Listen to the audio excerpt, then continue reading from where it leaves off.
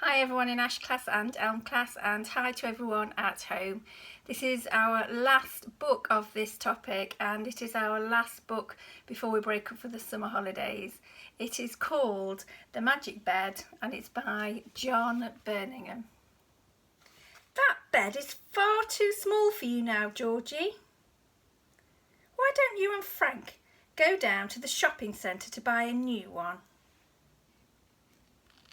On the way to the shopping centre, Georgie saw a shop that sold old furniture. "Look, Frank," said Georgie. "Maybe they'll have a bed in there." They parked the car and went inside. "Do you have a bed that would be right for this boy?" said Frank. "Beds, beds. Yes, I do have a little old bed somewhere," said the man. After some time, the man found the bed.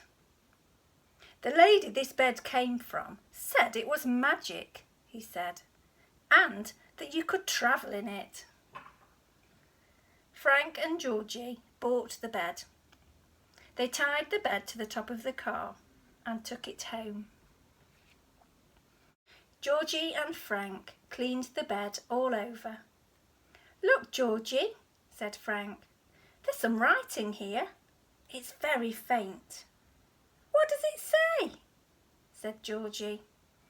"It says, 'In this bed you will travel far. First say your prayers and then say—'" "Oh, I can't read the last word. It says, something, something, something, y."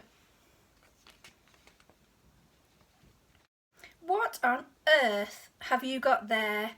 said Georgie's granny. "Why did you get that awful old bed?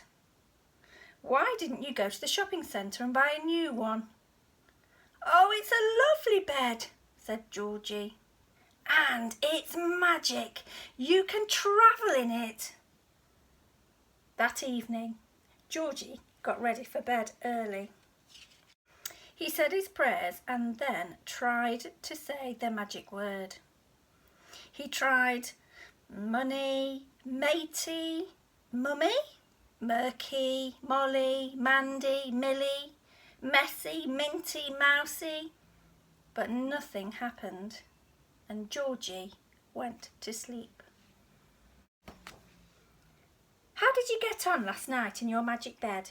Did you go to the moon or up the Amazon?" That night, Georgie went to bed early again and tried to guess the magic word. He must have got it right because suddenly he was travelling way over the city. Georgie's bed landed in a field. Lots of gnomes and fairies arrived, and he read them a bedtime story. At breakfast the next day, Georgie decided not to tell anyone about where he had been during the night.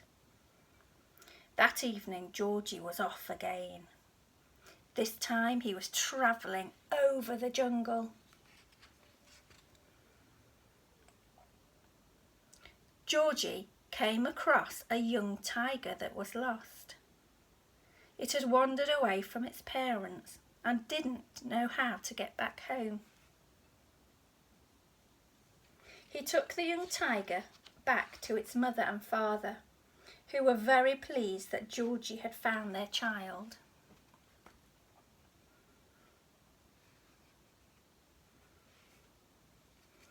On one of his journeys, Georgie found a chest full of treasure in a cave. But there were some pirates who were very angry because they thought the treasure was theirs, and they chased Georgie down the beach. And he only just managed to escape. Some nights, Georgie would go for a swim with the dolphins, which is why his bed was sometimes wet in the morning.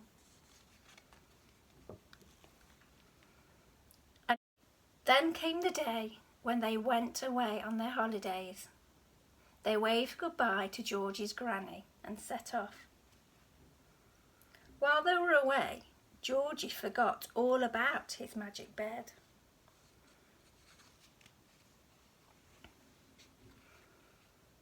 The holiday soon ended and they all came home. "There is a lovely present for you, Georgie. It's in your room," said his granny. Georgie rushed up to his room and there, in the corner, was a brand new bed. "What have you done with my magic bed?" said Georgie. "Oh, that nasty old bed went down to the dump today," said Granny. Georgie raced out of the house, down the steps and along the road to the dump. He just managed to get through the gates as the dump was closing. There on top of a rubbish skip was Georgie's magic bed. Georgie climbed up into the skip. He leapt onto his bed, said the magic word, and the bed rose quickly into the sky. Now, if you lie very still in your bed and find your magic word, perhaps you could travel far away like Georgie. Well, that's the last story for this topic, and we want to wish you a very happy summer holiday, and we'll see you very soon. Bye-bye.